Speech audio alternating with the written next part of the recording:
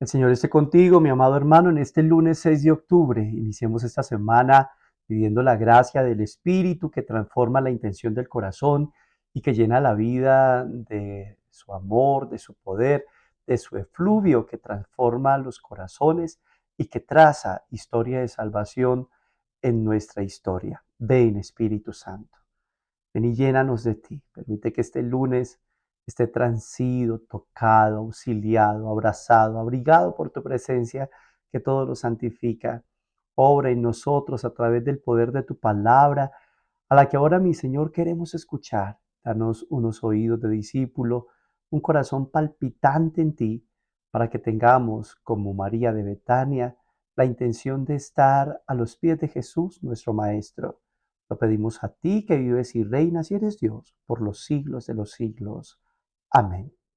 Detengámonos hoy en el Evangelio de Lucas, en el capítulo 10, en los versículos del 25 al 37. En esto se levantó un maestro de la ley y le preguntó para ponerlo a prueba: Maestro, ¿qué tengo que hacer para heredar la vida eterna? Él le dijo: ¿Qué está escrito en la ley? ¿Qué lees en ella?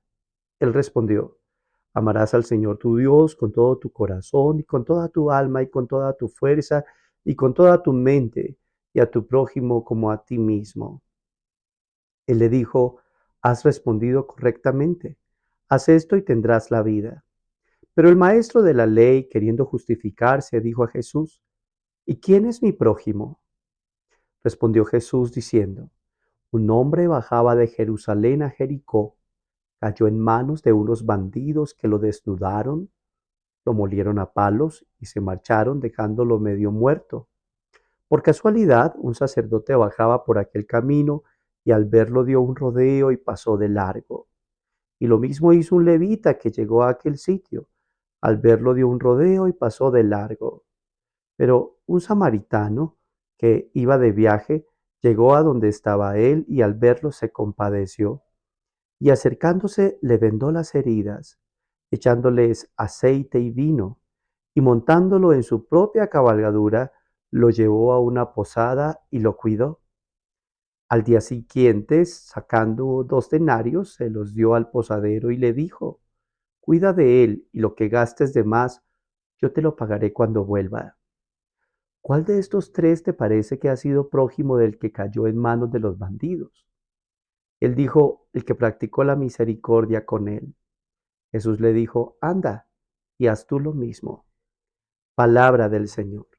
Gloria a ti, Señor Jesús.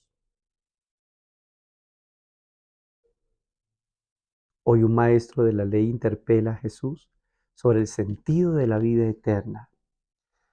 Es una pregunta muy importante, muy trascendente para la vida de una persona, la vida eterna.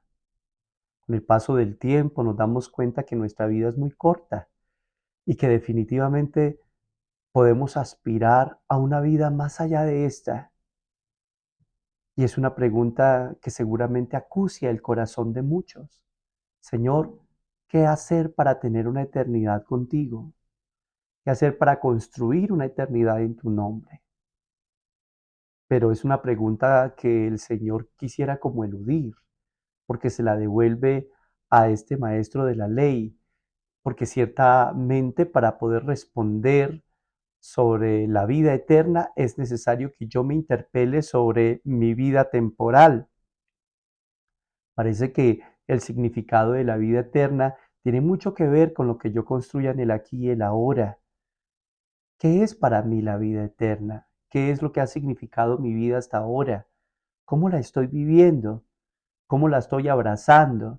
¿Cómo la estoy interpretando? Porque dependiendo de eso seguramente estaremos dando nuestra cuota inicial, nuestra manera de significar la vida que está por venir. Y una vez que este maestro de la ley es interpelado por qué se debe hacer para poder entrar en el reino de Dios, qué se debe hacer para entrar en la vida, responde con la misma Sagrada Escritura, tratando de hacer una combinación entre el Deuteronomio en el capítulo 6, en el verso 5, y el Levítico en el capítulo 19, en el verso 18. Amarás al Señor tu Dios con todo tu corazón, con toda tu alma, con todas tus fuerzas y al prójimo como a ti mismo. Es una respuesta que seguramente tenía un carácter universal para el pueblo de Israel y que el Señor convalida, porque el Señor no viene a violentar la fe del pueblo, ni viene a violentar las razones de la cultura humana, porque realmente esta manera de pensar estaba muy acendrada en el corazón no solamente del pueblo judío, sino de los pueblos circunvecinos. Alaba a tu Dios y trata de hacer bien a los demás, que es una manera muy lógica de vivir.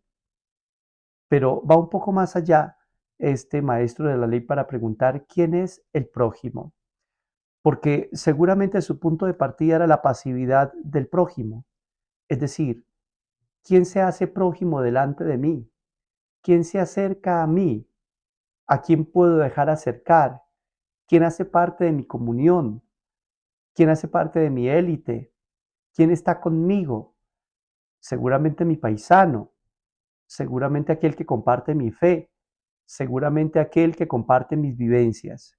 Y ante eso el Señor revoluciona la vida del maestro de la ley con una parábola preciosa, porque el Señor no teoriza, el Señor no conceptualiza, el Señor muestra la riqueza de la fe con la exuberancia de la vida y por eso presenta el reino en forma de cuentos, de parábolas que tienen tanto que enseñar, tanto que significar y tanto que ampliar. Podríamos decir que cada parábola es un hipervínculo que Jesús traza para que uno pueda encontrar las riquezas del reino.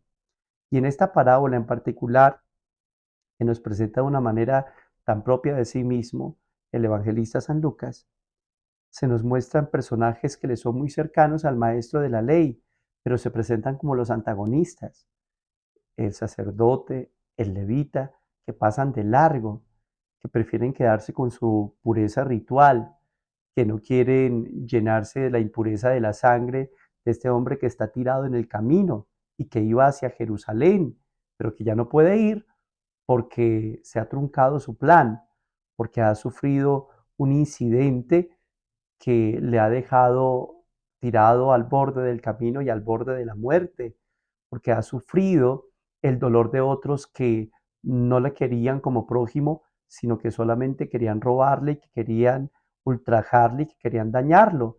Y ahora tiene que sufrir también el daño de la indiferencia, del silencio, del rodeo de los que se juzgan o deberían juzgarse sus hermanos, pero que no quieren contaminarse con la sangre que ha vertido él en este incidente terrible, de este robo que le han hecho. Y ante ese silencio de los hombres de la ley y de los hombres de la norma y de los hombres del mandamiento, surge un hombre diferente, un samaritano. Ya vimos hace unos días cómo los samaritanos no gustan mucho de que el israelita vaya a Jerusalén. Él sabe que ese camino lleva a Jerusalén, pero por encima de eso ve a un hombre que está tirado, que está necesitado, un hombre vulnerado, y dice la escritura que su corazón se llenó de compasión. Parece que la clave para poder descubrir la riqueza de la proximidad es justamente la compasión. Sin compasión, la proximidad no surge.